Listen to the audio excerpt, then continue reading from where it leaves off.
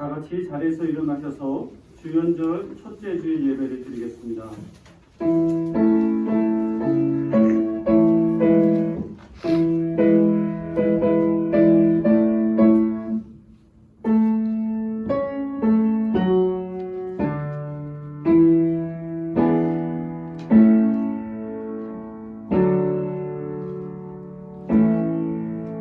야훼여 나를 건져주셨사오니 높이 받들어 올립니다. 원수들이 나를 보고 깔깔대지 못하게 되었사옵니다. 야훼 나의 하나님, 살려달라 외치는 내 소리를 들으시고 병들었던 이 몸을 고쳐주셨습니다. 야훼여 내 목숨 지하에서 건져주시고 깊은 구렁에 떨어지는 자들 중에서 살려주셨습니다. 야훼께 믿음 깊은 자들아 찬양 노래 불러라. 그의 거룩하신 이름대로 감사 기도 바쳐라. 그의 진노는 잠시뿐이고 그 어지심은 영원하시니 저녁에 눈물 흘려도 아침이면 기쁘리라. 아멘. 영원하신 하나님, 예배의 주인으로 임재하옵소서. 주의 백성들에게 당신의 영광을 나타내소서. 주 예수님 이름으로 기원합니다. 아멘.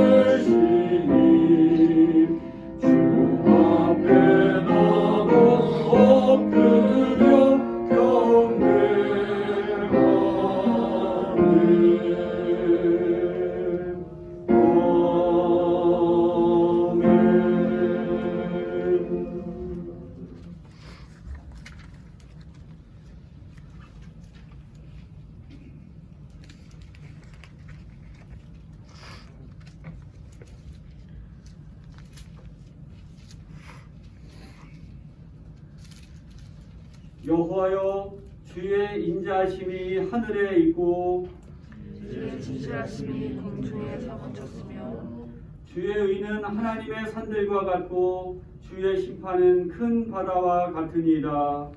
여호와여 주는 사랑과 진실을 보여주시나이다. 하나님이여 주의 인자심이 어찌 그리 보배로우신지요. 사람들이 주의 날을 은혜하게 하리라. 그들이 주의 집에 있는 살진 것으로 풍족할 것이라. 주께서 주의 공명을 맛있게 하시리이다.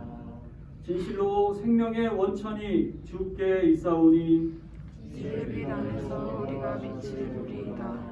주를 아는 자들에게 주의 인자심을 계속 베푸시며 마음이 정직한 자에게 주의 공의를 베푸소서. 아멘.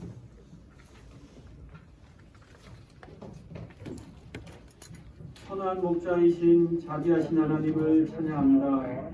새해를 맞은 저희들이 올해는 서로 남의 발을 씻겨주는 공동체가 되고자 합니다. 수건을 허리에 두르고 제자들 앞에 몸을 굽혀 그들의 더러워진 발을 씻겨주었던 주님을 기억하게 해 주십시오. 사랑하되 끝까지 사랑했던 주님의 마음을 우리도 품고 쉽게 낙담하거나 지치지 말고 서로를 섬기게 해 주십시오. 자비하신 주님, 지난주 평택에서 대형 화재가 발생하여 소방관 분들이 돌아가셨습니다. 이 땅에 슬픔의 강줄기가 하나 더 늘었습니다. 주여 부인들을 받아주시고 사랑하는 가족을 하루아침에 잃은 유가족들과 동료들의 마음을 어루만져 주옵소서. 순직 소방관들의 안타까운 희생이 계속되지 않도록 사고가 재발되지 않도록 반드시 안전을 강구하는 우리 사회가 되게 하여 주십시오. 예수님의 이름으로 기도드립니다. 아멘.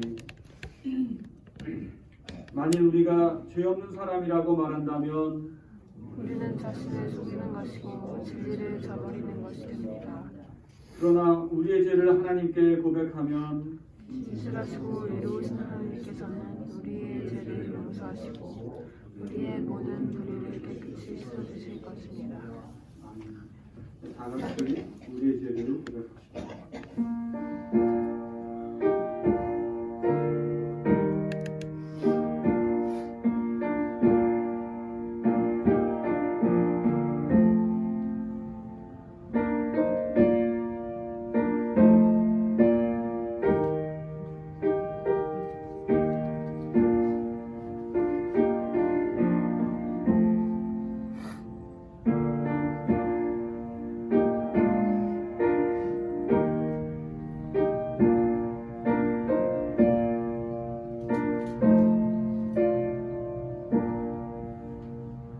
거룩하신 하나님, 저희가 주님의 길에서 돌아서고 주님의 명령에 순종하지 않았음을 주님 앞에 고백합니다. 우리는 서로를 대할 때 판단의 대상으로 대했습니다. 사랑의 대상으로 대해야 했는데 이것을 잊었습니다. 지체의 작은 아픔에도 침묵하며 주님께 아뢰지를 못했습니다. 이것이 부끄럽습니다. 우리는 겉으로 보면서 속마음을 보는 줄로 착각했습니다. 믿음의 형제자매끼리 서로 자신의 약점을 내보이지를 못했습니다. 주여, 우리의 어리석음을 용서하옵소서. 게으르고 악한 저희를 용서하여 주옵소서. 그러므로 그리스도 예수 안에 있는 사람들은 정죄를 받지 않습니다. 그것은 그리스도 예수 안에서 생명을 누리게 하는 성령의 법이 당신을 죄와 죽음의 법에서 해방하여 주었기 때문입니다. 아멘.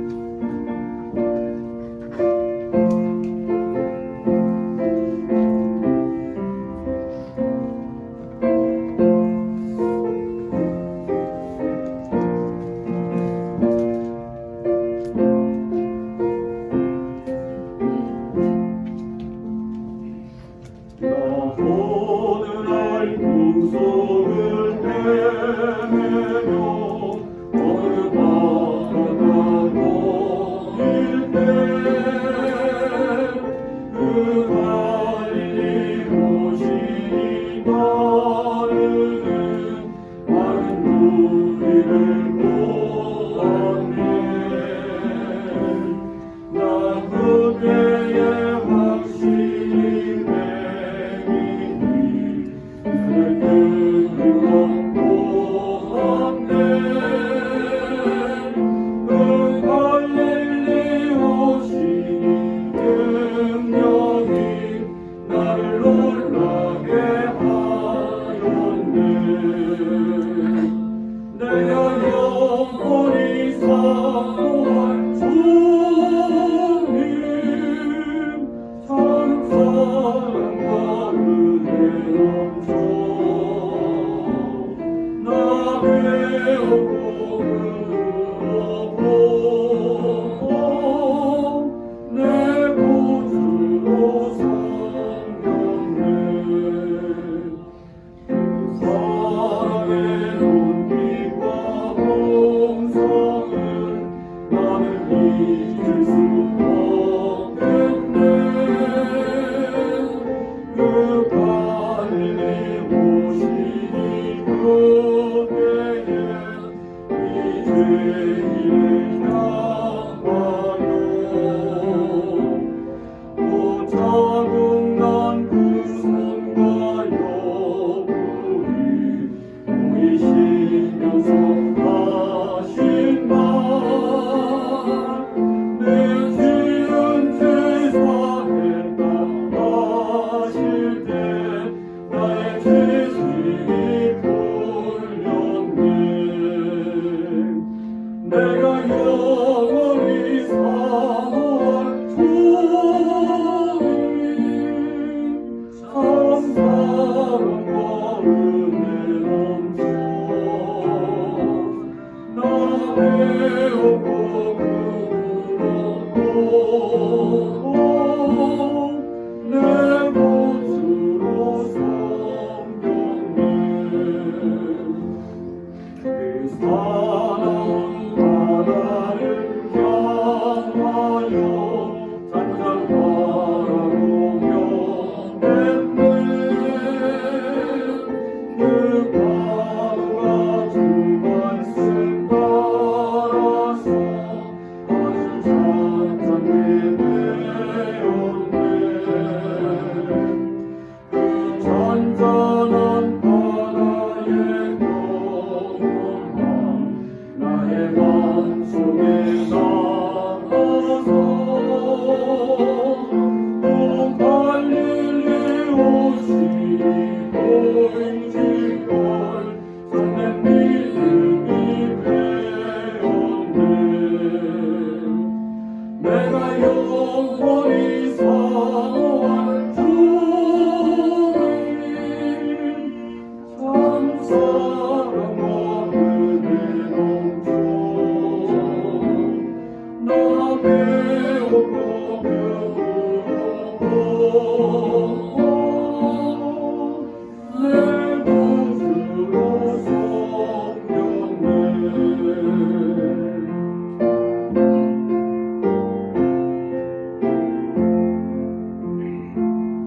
이 세상의 무거운 짐진저 모두 주 앞에 나오라.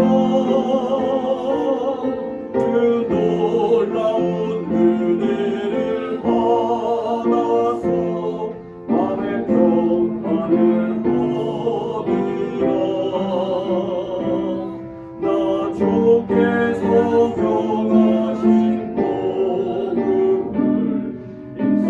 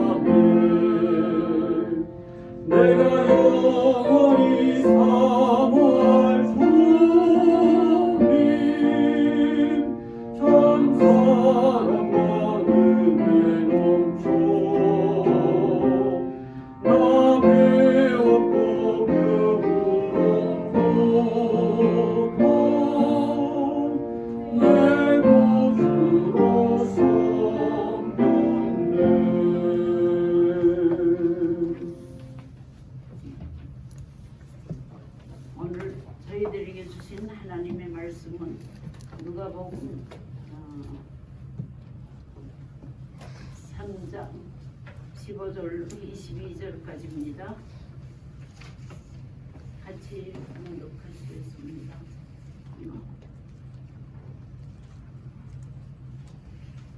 백성이 그리스도를 고대하고 있던 터에 모두들 마음속으로 요한에 대하여 생각하기를 그가 그리스도가 아닐까 하였다.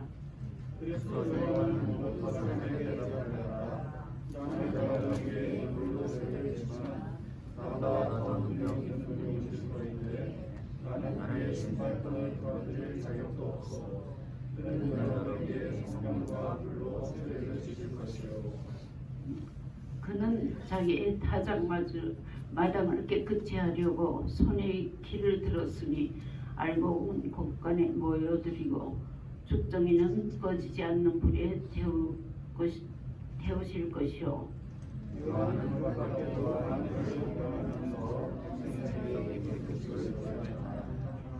그러나 분봉왕 헤롯은 자기 동생이 아니라 헤로디아와 관련된 일과 또 자기가 행한 모든 악한 일 때문에 요한에게 책망을 받았고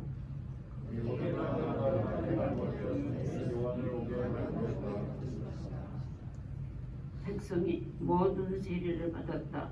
예수께서도 세례를 받으시고 기도하시는데 하늘이 열리고 같이 성령이 비둘기 같은 소리로 예수에게 들어오셨다. 그리고 하늘에서 이런 소리가 들려왔다. 너는 내 사랑하는 아들이요 나는 너를 좋아한다. 아멘.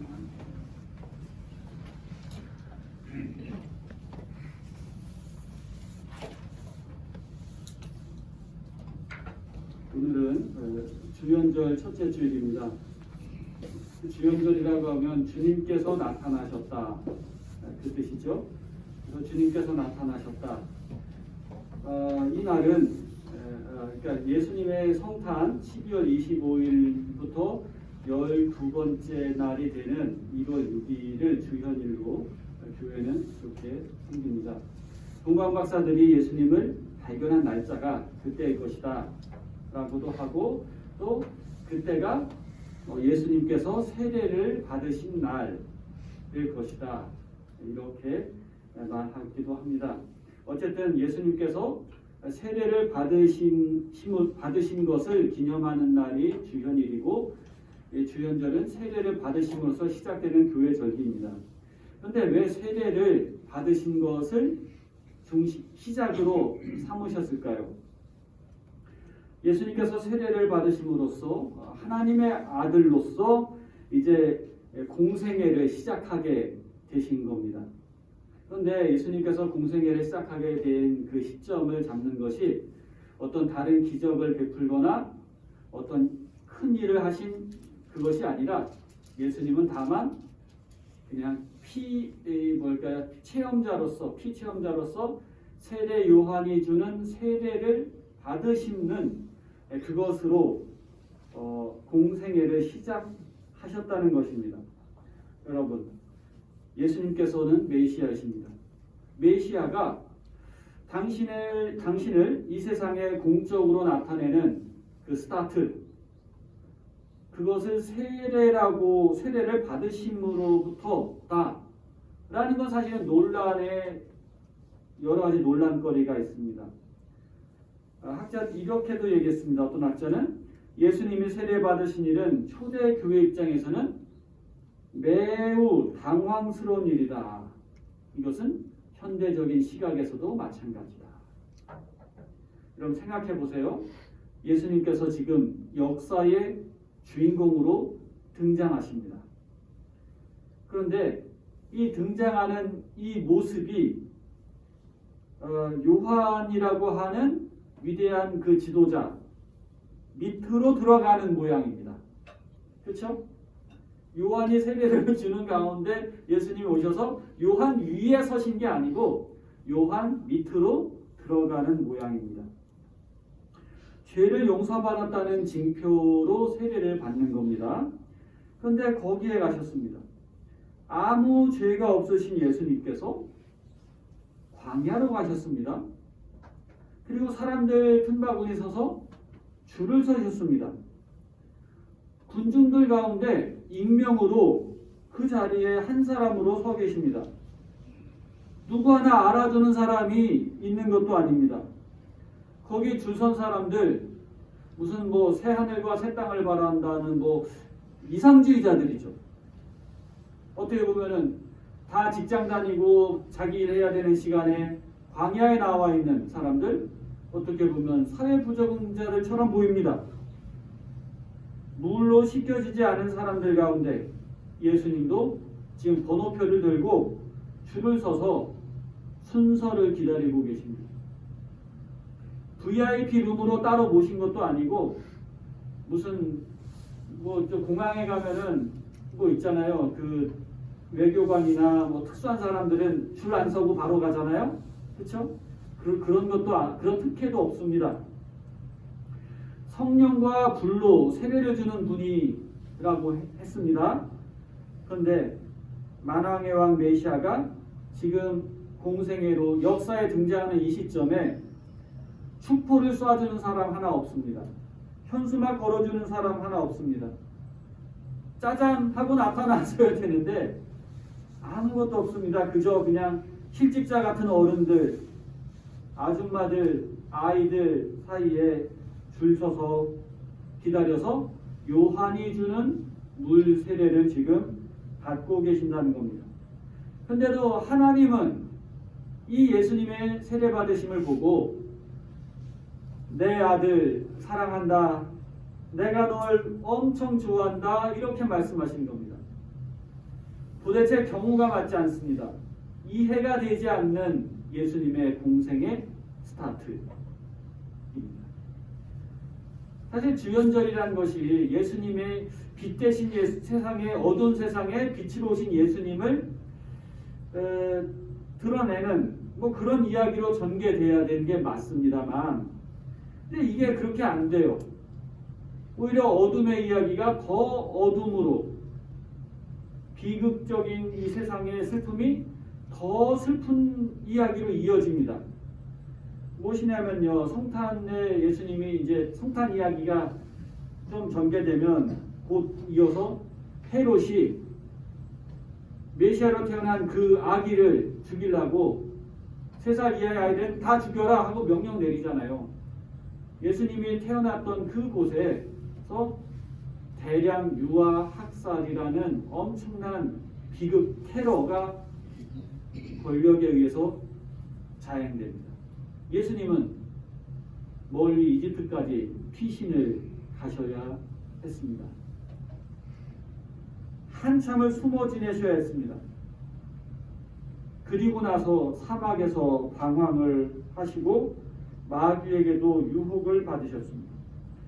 뭐 예수님이 빛을 발하는 활동도 하셨습니다만, 변화산에서도 찬란한 빛으로 변형이 되셨음에도 불구하고 예수님은 바로 죽음을 향해서 돌진하십니다.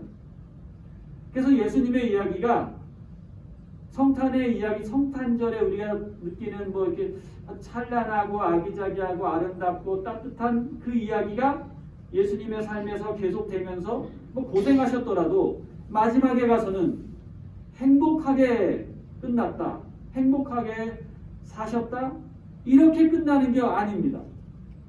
그런 얘기가 없어요. 참 당혹스러운 겁니다. 여러분, 이것이 기독교 신앙의 정수입니다. 우리는 많은 얘기를 들었고 교회를 오랫동안 다녀서 그런가 보다 익숙하지만, 이것을 그냥 이 자체를 내가 처음 대하는 상대로 처음 본 물건처럼, 처음 성경 읽는 것처럼 대하면 여기는 엄청난 충격이 오는 겁니다. 이거 엄청난 당혹스러움입니다. 하나님의 아들이 어떻게 마구간에서 태어나요? 이 이야기 자체가 굴욕이잖아요. 사실은 아버지가 누군지도 정확하지 않대요. 동정녀 탄생, 성령으로 잉태된 딸이지만 인간의 눈으로 보기에는 아주 이상한 겁니다. 그땐 그렇다 쳤어도 지금 하나님의 아들로서 공생애를 시작하는데 나이 30에 그 청년의 아주 좋은 때에 멋있게 시작해야 되는데, 이 사회에서 부정한 사람들 사이에 줄 서 계십니다. 무명인으로 줄을 서 계십니다. 제가 주연절 첫째 주일에 항상 예수님 세례 설교를 했어요. 이것을 보고 그 5세기 영국 아일랜드 쪽 교회에서는 좁은 자리라는 말을 했습니다. 좁은 자리. 예수님께서 서 계셨던 자리, 좁은 자리라고 했습니다. 하나님을 만나는 자리, 좁은 자리. 예수님은 좁은 자리십니다. 예수님은 어느 좁은 자리로 또한 오셨습니다. 우리의 일상 가운데로 오셨습니다. 눈에 띄는 기적은 아닙니다. 그냥 별거 없는 평범한 모습으로 우연히 문득 그렇게 오셨습니다. 좁고 작아서 우리가 알아차리지 못하는 그런 평범한 모습으로 오셔서 서 계십니다. 지극히 거룩하신 분이 거룩하지 않은 사람들 사이에 서 계십니다. 이 거룩이라는 뜻이 뭡니까? 거룩이라는 것은 일단 구분됐다는 거거든요. 같이 안 어울린다는 거거든요. 격리됐다는 거거든요. 따로 좋은 데다 격리했다는 게 거룩이라는 뜻인데, 거룩하신 분이 죄인들과 함께 계시네요. 스스로 격리를 안 하셨어요. 공적으로 멸시받는 사람들 편에 예수님 서 계십니다. 그런 분이 가르치시는 믿음이라면 분명히 사회적으로 무리를 일으키게 분명합니다. 불법으로 낙인 찍히고 결국 재판을 받아 처형을 당하게 될 게 뻔합니다. 여러분, 메시아의 자리가 넓은 자리, 화려한 무대가 아니라 좁은 자리였습니다. 메시아의 자리는 평범한 우리들이 사는 자리입니다. 하나님을 갈망하는 사람들, 그걸 어떻게 해야 될지 모르지만 그 갈망을 가지고 나아가는 사람들 사이에 예수님은 서 계십니다. 우리들이 고민을 하죠. 내 신앙에는 특별한 것이 없으니까. 성경에 나오는 내용의 많은 기적들 중에 하나라도 나도 하나 한번 경험해보고 싶다, 이런 생각 하시지 않으십니까? 성탄절에 보통 교회에서 세례를 성탄절에 하고 부활절에 하고 하는데, 제가 이렇게 보니까, 제가 농담입니다만 부활절에 세례 받은 분들이 믿음이 더 좋아요. 성탄절에 세례 받은 분들은 전날에 새벽송을 하고 돌아와갖고 정신이 없어요. 예배 때도 졸고 졸다 비몽사몽간에 이름 부르니까 나서 세례를 받고, 또 세례 받는 사람들이 또 교회에서 봉사도 많이 하잖아요. 뭐 정신이 없어요, 교회에서 연말에 성탄절.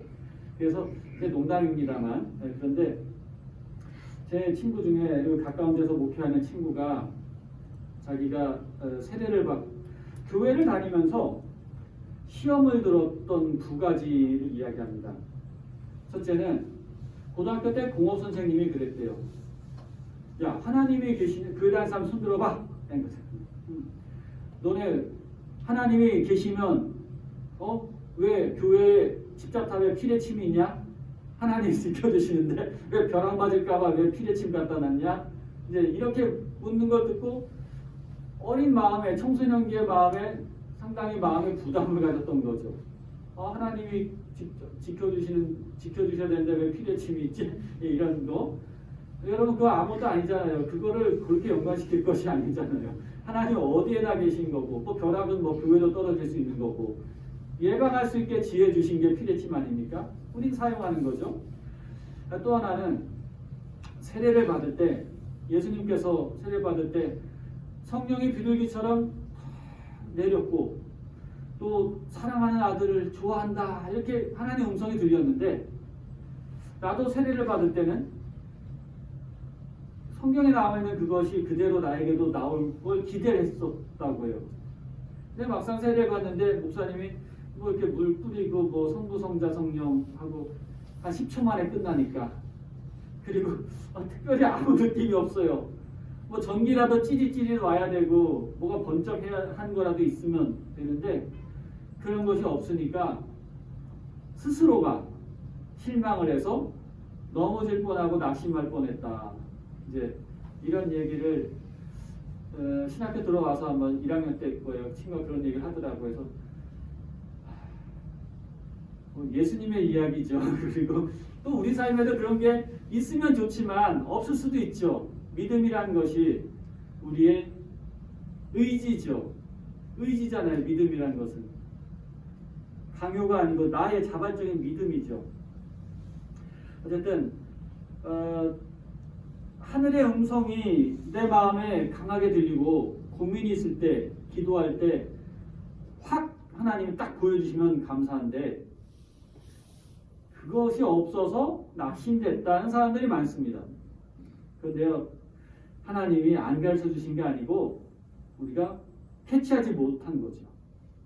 모르는 거죠. 보여줘도 모르는 거죠. 어쨌든 중요한 것은 우리가 하나님의 말씀의 교훈을 내 삶으로 살아내는 것, 그것이 중요한 것이고 그렇게 했다는 것이 기적입니다. 하나님은 평범한 가운데 우리 가운데 나타나십니다.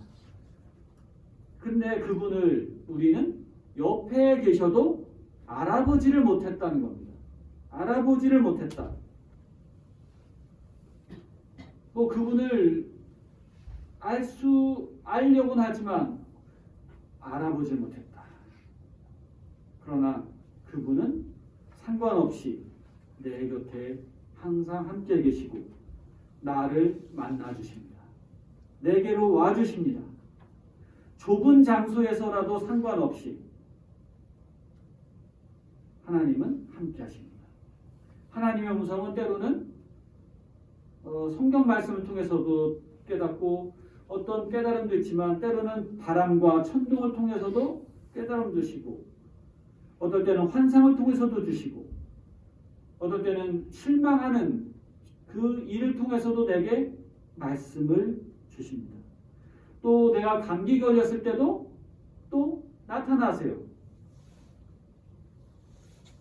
성경에서 수많은 좁은 자리를 봅니다. 여러분, 모세가 하나님을 만난 곳 어디입니까? 호렙산 어딘가죠? 그 가시덤불 사이에서 모세가 밤에, 그것도 밤에 하나님을 뵙죠. 그것에서 내가 선 땅은 거룩한 곳이다. 아니 뭐 아무것도 없는 뭐 이런 황량한 벌판인데 거룩한 곳이라고 그러잖아요. 하나님을 만나는 그곳이 거룩한 곳이죠. 성막을 보면요, 그 이스라엘 백성들이 이제 이동식 예배당이잖아요. 성소가 있고 지성소가 있죠. 하나님을 만나는 공간은 지성소입니다. 작은 공간입니다. 아주 작은 공간. 성막이 있기 전에 모세는 자기의 텐트에서, 자기의 그 개인 숙소에서 하나님을 만났습니다. 그래서 회막이라고 그랬어요. 개인 텐트에서. 얼마나 크겠어요, 모세 개인 텐트가. 하나님과 얼굴과 얼굴을 맞댔다 이랬습니다. 우리 예수님 사역을 하시면서 늘 기도하셨는데 어디서 기도하셨냐면 외딴 곳에서 기도하셨습니다. 버려진 땅 외딴 곳에서 기도하셨습니다. 어떤 정해진 한두 곳이 아니었습니다. 여러분, 초대교회 사람들은 120명이 다락방에 모였습니다. 다락방이 얼마나 컸으면 120명이 모였을까 생각할 수도 있지만 작아도 많은 사람들이 바글바글 모였던 것입니다. 그곳에서 성령의 놀라운 체험을 했죠. 물리적, 지리적 제한이 없습니다. 성육신한 예수님, 여러분, 예수님 자신이 이제 하나님의 집이 되십니다. 성육신했다. 이게 하늘이 땅으로 내려온 사건이거든요. 하늘이 땅으로 내려오는 데는 얼마나 많은 장애가 있겠어요? 그런데 예수님은 그분 자신이 장소가 되시고 시간이 되시고 사건이 되십니다. 예수님의 몸인 교회 공동체, 여기도 하나님을 만나는 좁은 자리입니다. 우리 백성교회 작지만 여기서 하나님을 예배하고 하나님을 만납니다. 참 생각해 보면은 우리 교회 역사가 한 27년 이렇게 돼가지만 그 교회도 시작을 했지만 이제 시민운동도 시작했잖아요. 그리고 어떻게 보면 우리 건집사님의 마을 만드는 그 회의 장소도 우리 교회에서 이렇게 시작이 됐잖아요. 회의를 오랫동안 여기서 했으니까. 그리고 또 재미난 것은 또 안성시청 공무원 노조를 우리 교회에서 시작을 했어요. 장소를 빌려준 거죠. 우리가 시작한 거 아니지만 장소를 빌려줬어요. 그래서 2번을 발기대하고 우리 교회에서 여기 한 200명 이상 모였을 거예요. 아마 아주 바글바글 했었어요. 어쨌든 작지만 또 나름대로의 역할을 했어요. 그리고 또 어떤 일을 하나님이 감당하실지는 모르지만 우리 공동체도 좁은 자리이지만 하나님도 모실 수 있는 아주 위대한 장소가 될 수 있습니다. 하나님이 계시면 어느 곳이나 어느 때든지 그곳이 좁은 자리, 주님을 만나는 곳입니다. 근데 우리는 보통 생각합니다. 하나님을 만나려면 근데 사실 우리가 그게 필요해요. 연말 연초가 되면은 이제 교회들마다 부흥회를 하기도 하고 어떤 분들은 진짜 산기도를 가고 그런 걸 많이 하셨더라고요. 근데 저는 산기도를 해본 적은 없어요. 그런데 정말 간절한 마음으로 기도를 하면 기도원에도 가기도 하고 근데 요즘은 이제 그런 거 대중 집회 자체가 어렵고 이제 기도원이라는 곳이 이제 옛날 같은 이미지가 아니기 때문에 이미지가 그런 걸 좋아하지 않기 때문에 사람들 선호하지 않지만요. 어쨌든 일상을 떠나서 하나님을 만나려고 많이들 생각을 합니다. 그래서 여행도 가고 어떤 날은 출근한 날 중에 하루를 떼서 어딘가 자기 스스로 혼자만의 시간을 갖기도 합니다. 그런데 어딜 가든지 핸드폰, 스마트폰이 울리고 와이파이가 되고 하기 때문에 어딜 가더라도 조용한 자리는 없어요. 그래서 우리가 하나님을 만나는 좁은 자리는 정말 특정한 장소로 우리 예배당이나 어떤 거룩한 곳으로 이렇게 따로 둔 곳 외에도 우리 일상의 자리를 하나님을 만나는 좁은 자리도 우리가 인식할 수 있어야 됩니다. 재미난 곳은 아닙니다. 아름다운 곳도 아닙니다. 그러나 우리가 잠시 긴장을 풀고 가면을 벗고 본질적으로 나 자신을 바라볼 수 있는 자리가 좁은 자리입니다. 가면을 벗고 색안경을 벗는다면 하나님은 그렇게 우리 곁에 오셔서 우리를 만나 주십니다. 중요한 것은 시간과 장소가 아니라 우리의 마음을 여는 것이죠. 우리가 아는 하나님께 진실해지는 것입니다. 예수님은 좁은 자리면서도요, 또한 그뿐만 아니라 깊은 물이시기도 합니다. 예수님은 물가에 서 계신 분으로 또한 깊은 물이 되시기도 합니다. 발가락만 담그는 물이 아닙니다. 우리의 온 몸을 잠기게 하는 그래서 과거는 죽고 새롭게 태어나도록 하는 깊은 물입니다. 예수님 안에서 우리는 푹 잠겨야 합니다. 일으켜지기 전에 죽어야 합니다. 희망이란 어둠을 삼킨 빛이요 죽음을 삼킨 생명입니다. 새로운 삶입니다. 이것이 세례입니다. 그래서 세례란 굉장히 중요한 것이죠. 그리스도의 한 몸으로 되는 것이기도 하고 아기와 어른들 사이에 예수님이 함께 서 계셨던 것처럼 세례는 믿는 자들이 한 가족이라고 하는 증명이 되기도 합니다. 세례를 통해서 우리는 한 몸 안에서 모두가 사랑받는 자들입니다. 제가 이렇게 목사님들하고 얘기하다가 우연찮게 잠깐의 논쟁이 벌어졌어요. 뭐냐면 주현절 되면은 기도 책자가 와요. 저한테 오는 게 있는데 뭐냐면 한국 그리스도교 신앙과 직제위원회라고 가톨릭 교회, 정교회, 개신교회 이렇게 같이 모아서 이제 기도하는 그런 것이 있거든요. 근데 이제 다른 교회에도 이게 오나 하고 물어봤어요. 했더니 가톨릭 그거 이단이에요. 이렇게 얘기하는 분이 우리 기장 목사님들 가운데 계셔서 목사님 너무 세시네요. 그냥 제가 그랬더니 이런 걸 들어서 막 이단이라고 얘기를 하시더라고요. 그래서 그런 얘기가 있어요. 있는데 뭐 중요한 것은 그런 게 아니죠. 뭐 마리아 무슨 설이니 교황 무호 설이니 우리 신앙에 없는 거죠. 우리 개신교 신앙에서 받아들이지 않는 겁니다만, 그러나 그걸 다 띄고 오직 성경이 말하는 복음과 복음 안에서의 사랑의 실천, 교회의 연대와 하나됨, 이것은 요걸 통해서 요걸 공통 분모로 지켜가는 겁니다. 그래서 중요한 것이 세례와 성만찬입니다. 예수 그리스도의 이름으로 죄사함의 세례를 받았다는 것, 그것으로 하나로 우리 인정이 되는 것이고, 그 안에서 또 함께 성만찬을 나눌 수 있다는 것, 그래서 이것이 중요한 것입니다. 그래서 이런 참 넘어야 될 길들이 많다. 심지어 이런 운동이 어느 정도까지 됐냐면요. 성공회 앵글리칸 처치라이저 성공회 영국 국교회에서 거기 이제 개신교입니다. 개신교인데 의식과 예식과 제도는 가톨릭하고 똑같아요. 하지만 가톨릭이 아닌 개신교입니다. 그런데 성공회 신부님들은 결혼도 하고 자녀도 낳아요. 다 똑같아요. 개신교회. 근데 성공회 신부님들 중에 한 10분 정도가 가톨릭 신부로 개종을 했어요. 그래서 가톨릭에서 받아줬어요.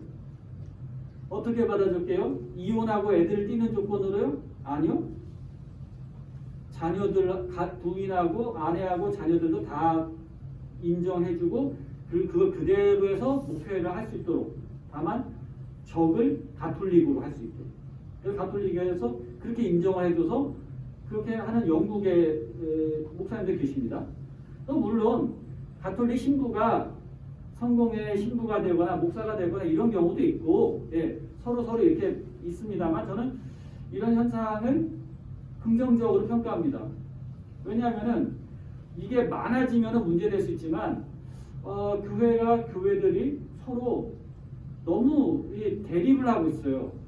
근데 서로 악수하는 거잖아요. 화해를 하는 거잖아요. 조화를 이루고 인정하고 받아들이는 거잖아요. 한 발씩 양보하고 받아주는 거잖아요. 이런 부분에서는 굉장히 긍정적이다. 그래서 근데 아직도 보면은 근데 그런 거 있어요. 어떤 성당에 가면은 이거를 가져가 무슨 마리아의 뭔데 이거를 몸에다 붙이면 모든 질병이 떠나갑니다 하면서 4,000원 내세요. 이런 것도 파는 데도 있어요. 근데 그거를 가지고 미신이다, 그래서 이단이다 이렇게까지 정죄하는 것은 무리가 있고요.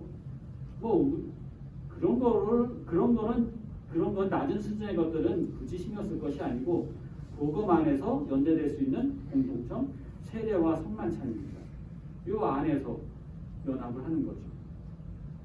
어쨌든 예수님께서는 세례를 스스로 받으셨다.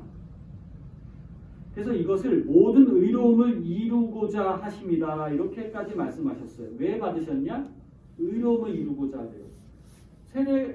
죄를 씻는 세례를 받을 필요가 없는 분인데 굳이 세례를 받는 건 의로움을 이루고자. 예수님께서도 모범을 보신 거죠. 여러분, 자, 죄 있는 사람들 다 회개하고 줄 서서 세례 받으세요 하는데 잘 안 받으려고 그래요. 근데 아무 죄 없고 세례 받을 필요도 없는 세례를 초월하신 예수님이 먼저 가서 세례를 딱 받으세요. 그러면 다른 분들도 세례 받기 편하죠. 그렇죠? 예. 예전에 우리나라 보면 역대 총리들 보면요, 거의 다 안수집 장로님들이에요. 역대 총리들은 지금 김부겸 총리도 그렇고 전에 이낙연, 황교안 총리도 그렇고 다 장로예요. 예? 역대 총리들 거의 보면 장로들이에요. 그런데 장로님들인데 예전에 이제 고건 그건 이제 이분 안수 집사님인데 이분이 이제 서울시장 할 때 교회 나오는데 좀 부담이 되는 수도 있잖아요. 목사님이 시장에 나왔는데 근데 이제 연말에 이제 그 안수기도 이렇게 하면 이분이 먼저 나온대요. 먼저 나와서 고개를 좋아한대요. 이제 그렇게 이제 기도해줘. 그 시장이 하면 같이 온 수행원들도 다 하고 다른 분들도 다 이렇게 한대요. 그러니까 좀 더 수월하대요.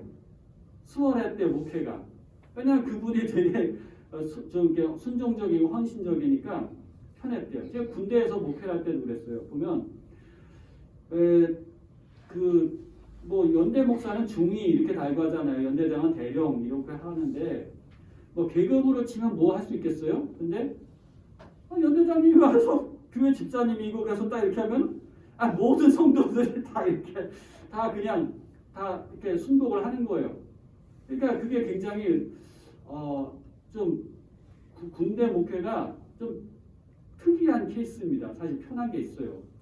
뭐든지 지휘관하고 먼저 얘기해서 이렇게 하면 되겠습니다. 하면 오케이가 이렇게 되면 하자 이렇게 되면 재직교회에서 이렇게 합시다 하면 그냥 통과해요. 그냥 아주 수월하게 그렇게 이제 특이한 목회가 이제 군대 목회이기도 한데 어쨌든 가장 높으신 분이 가장 낮은 자리로 오신 것 이 세례입니다. 모범을 보이신 겁니다. 우리가 얘기하죠. 형식이 뭐가 중요해? 내용이 중요하지 이렇게 얘기하지만 예수님은 그런 자세가 아닙니다. 스스로 형식까지 갖춰주셨습니다. 스스로 물세례를 받으심으로써 이걸 분명히 보여주고 계십니다. 이 겸손하신 예수님께 하늘문이 열렸죠. 성령이 비둘기처럼 내렸습니다. 그 예수님 우리 가운데 계십니다. 정말 수치와 모욕과 누명, 고통을 당하신 분입니다. 그분께서 나와 너 한 사람을 우리를 좁은 자리로 초대하십니다. 우리도 낮은 자리로 좀 낮아져라 이렇게 초대하신 겁니다. 내 일상 습관적으로는 낯설지만 불편합니다만 그러나 중요한 것입니다. 그 보니까요, 뭐 국회의원 이렇게 되는 사람들은요, 막 의전이 있더라고요. 교회 와도 인사시켜야 되고 앞에 나와서 딱 나와야 되고 뭐 이런 거 있잖아요.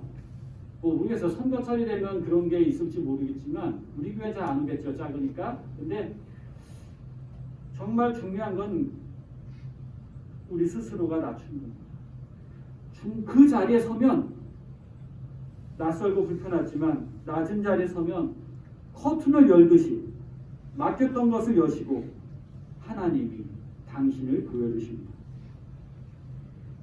그리고 우리는 하나님의 자녀다. 하나님의 것이다.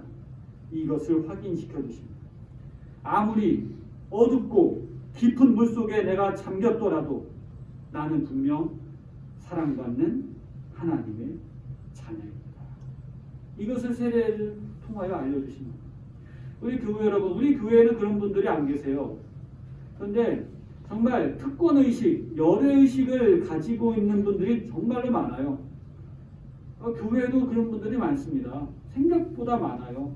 그래서 교회에서 이렇게 목에 힘주고 다니고 목소리에 딱 이렇게 힘주고 이런 분들 생각보다 많습니다. 전 정말 우리 교회 교우들이 그런 분들이 안 계셔서 감사해요. 근데 중요한 것은 그겁니다. 우리가 배경, 환경, 지위에서 떠나서 영적 오만에 빠지지 말아야 돼요. 그런 사람들은 은혜를 받을 수 없습니다. 교회에서 나를 알아주기를 바라서 목사님이 나를 알아주기를 바라는 이상한 마음이 들 때가 있습니다. 뭐 다 말씀 못 드리지만 별 희한한 성도들이 다 있어요. 중요한 것은 뭡니까? 하나님이 나를 알아주시면 되지. 사람들이 나 알아주는 게 뭐가 중요합니까? 제가 어제도 여기 이렇게 좀 닦았는데요. 닦았는데 생각보다 깨끗한 거예요. 그래서 누가 와서 닦고 가셨나?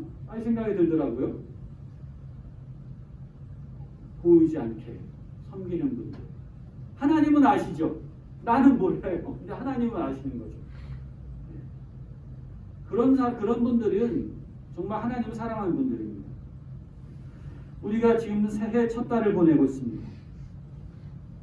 요단강가로 세례받으러 걸어가신 예수님을 바라봅니다. 하나님의 의를 이루고자 좁은 자리를 취하셨습니다. 메시아가 좁은 자리를 취하셨을 때 하늘이 열렸다는 것을 믿으시기 바랍니다. 여러분, 새로운 열림을 기대하십니까? 좁은 자리를 취하시기 바랍니다. 깊은 물에 잠겼다가 나와야 합니다. 새로운 시대를 맞이하기 위해 누가 낮아지고 누가 순종해야 할 것입니까? 바로 나 자신입니다. 죄송합니다만 오늘날 우리 사회에서 의로움을 이루기 위해서 누가 자신을 바쳐야겠습니까? 여러분, 열린 하늘을 만나길 원하십니까? 예수님을 바라봅시다. 좁은 자리로 오셔서 깊은 물에 잠기신 예수님, 세례받으러 줄 서신 예수님 뒤에 우리도 그 뒤에 바짝 서야 할 것입니다. 하나님 아버지, 당신께 받아들여질 만한 조건이나 당신의 자녀라 불릴 만한 공로가 없는, 아무리 해도 할 수 없는 저희들에게, 또한 이 세상에 기꺼이 찾아오시고 우리가 서 있는 똑같은 자리에 함께 서 주심을 감사드립니다. 아버지께 간구드립니다. 우리도 그리스도께서 취하신 겸손의 자리, 마음 가난한 자리에 늘 머물러 있게 하옵소서. 당신의 의를 이루어 드리기 위해 좁은 자리를 취하고 깊은 물에 잠기게 하옵소서. 성령 하나님, 오셔서 올해 우리를 하나님 아버지 마음에 드는 자녀로 거듭나게 하시옵소서. 주 예수님 이름으로 기도드립니다. 아멘.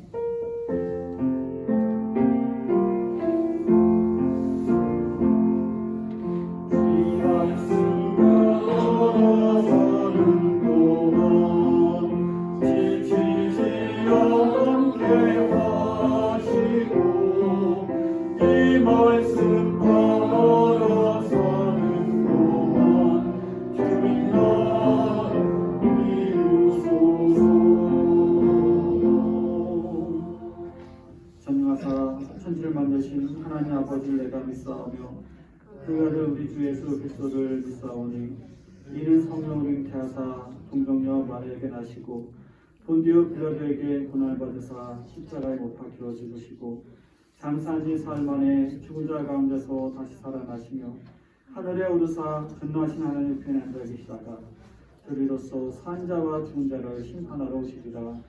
성령을 믿사오며 거룩한 공회와 성도가 서로 교통한 것과 죄를 사해주신 것과 몸이 다시 산 것과 영원히 산 것을 믿사옵나이다. 아멘.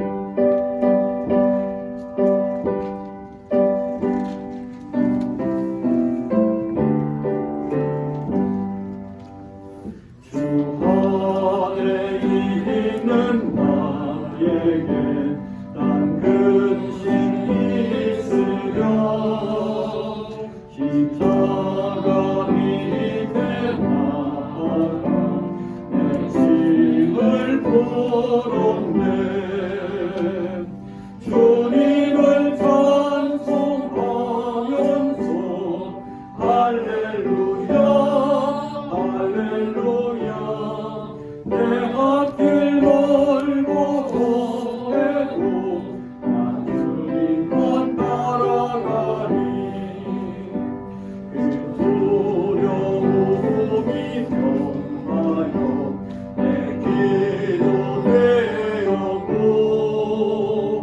전날의 한숨 변하여 내 노래 배우네 주님을 찬송하면서 할렐루야 할렐루야 내 앞길 멀고 험해도 난 주님만 따라가리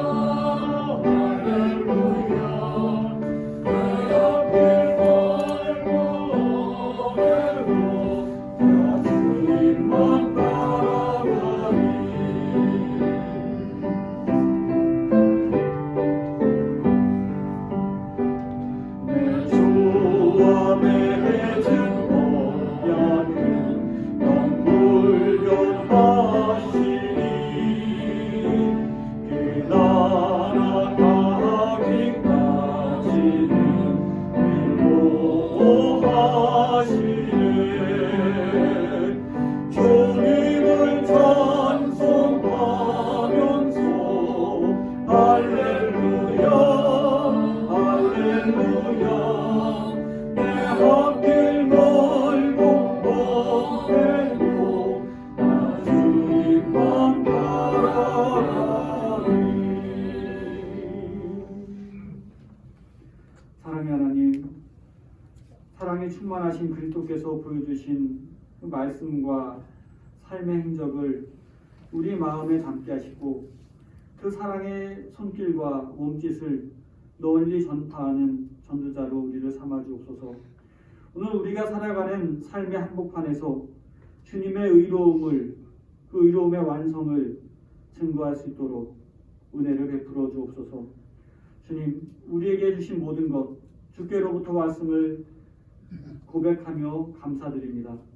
지난 한 주간 세상에서 얻은 삶의 열매들을 주님 제단에 봉헌합니다. 하늘 곳간에 들이시고 바치는 손길마다 하늘의 복을 내려주시며 하나님 나라 확장하는 일에 귀한 도구로 사용하여 주옵소서. 새로 한 해를 시작하는 가운데 우리 연로하신 부모님과 교우분들의 건강을 지켜주시기를 기도드립니다. 길흉 생사, 생로병사를 겪는 우리들이지만 은총을 확신하는 믿음을 주시고 언제나 하나님 동행해 주심으로 부족함이 없습니다. 고백하는 믿음으로 모두가 살아가고 이겨내게 하시고 인내하고 견뎌내게 하여 주옵소서. 이제 또 날이 누그러졌다가 이제 또 추위가 다가옵니다. 우리 추위 가운데서도 건강을 지켜주시길 바라고 사고가 없도록 이 나라 이 민족을 또한 많은 위협으로부터 여전한 어려움들로부터 지켜주시기를 간절히 바라오며 우리와 함께 하시고 승리케 하실 예수 그리스도 이름으로 기도드립니다. 아멘. 예배 함께 하신 여러분 환영합니다. 기도문 연습 필요하신 분은 이인호 집사님이 가지고 왔어요. 근데 제가 깜빡이고 도장을 못 챙겨갖고 바로 급하신 분들은 있으시면 제가 바로 집에 가지고 와서 찍어드리겠습니다. 종일인의 학교에서 그 배식을 하던 친구가 그 코로나 확진이 됐대요. 그래서 그러니까 종일인 학교에 배식을 받았던 모든 사람들이 다 이제 검사를 받았다 그래요. 그래서 종일이도 이제 그렇고 또 종일인의 식구들도 모두 검사받고 격리 중이랍니다. 그래서 오늘 검사 결과가 나올 것인데 특별한 건 없을 것 같다는 예상을 해보고 그러길 바랍니다. 그렇지만 어쨌든 자가격리를 2주를 해야 될 것 같다 이런 얘기를 하더라고요. 그래서 여러분 위해서 기도해 주시고 얼마나 답답해요. 집에 갇혀 있으면. 그래서 한 번씩 안부 연락을 해주시면 좋겠습니다. 다 같이 일어나셔서 인사 나누겠습니다. 존경합니다. 사랑합니다. 반갑습니다. 존경합니다. 사랑합니다. 어두운 세상에 빛으로 내려와 우리를 인자하게 품으신 주님을 기억하십시오. 이제 주님 앞으로 나아가 주님의 몸을 이루는 거룩한 지체로 살아가십시오. 말씀에 순종하며 세상을 사랑으로 물들이고 은혜 입은 자의 기쁨을 온 땅에 드러내십시오. 아멘. 하나님의 사랑을 함께 말했던 지난날의 모습을 반성합니다. 거듭 나오의 기쁨을 기억하게 이웃의 사랑으로 섬기며 말씀에 순종하는 삶을 살겠습니다. 사랑의 눈물과 같은 존재가 되어 하나님의 나라를 위해 이루고 이루겠습니다.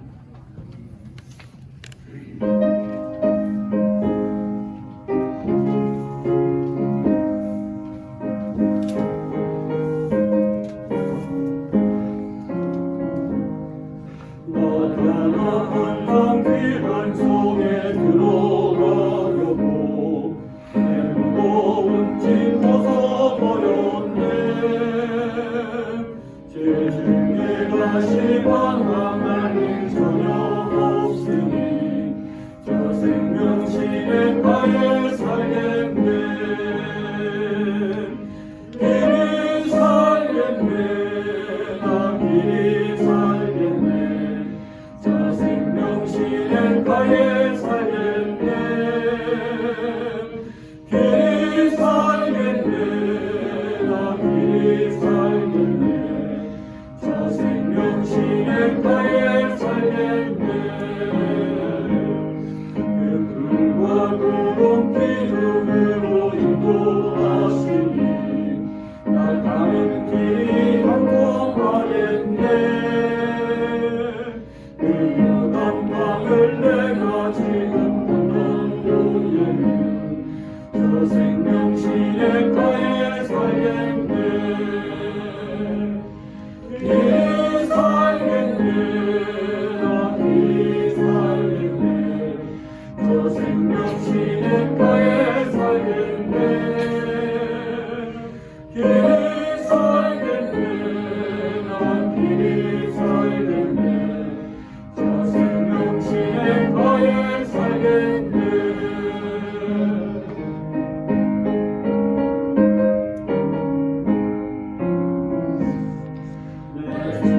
영혼 만나로서 먹여주시니 그 양식 내게 생명 되겠네. 이후로 생명 양식 주와 함께 먹으며 저 생명신의 가에 살겠네. 길이 살겠네. 나 길이 살겠네. 저 생명신의 가에 살겠네. 길이 살겠네. 나 길이 살겠네. 저 생명신의 가에 살겠네. 이제는 세상의 빛으로 오셔서 어둠의 세상에 은혜의 역사를 시작하신 주 예수 그리스도의 은혜와 독생자를 빛으로 보내셔서 인간이 깨뜨린 창조 질서를 회복시키시는 하나님 아버지의 사랑하심과 우리에게 다가오는 수많은 고난과 역경을 이길 힘이 되어주시는 성령님의 감동, 감화, 교통하심이 사랑하시는 자녀들, 백성교회 위에 우리의 지역사회 가운데 우리 직장 일터 자녀들의 진로 가운데 함께 하시기를 간절히 축원하옵나이다. 아멘.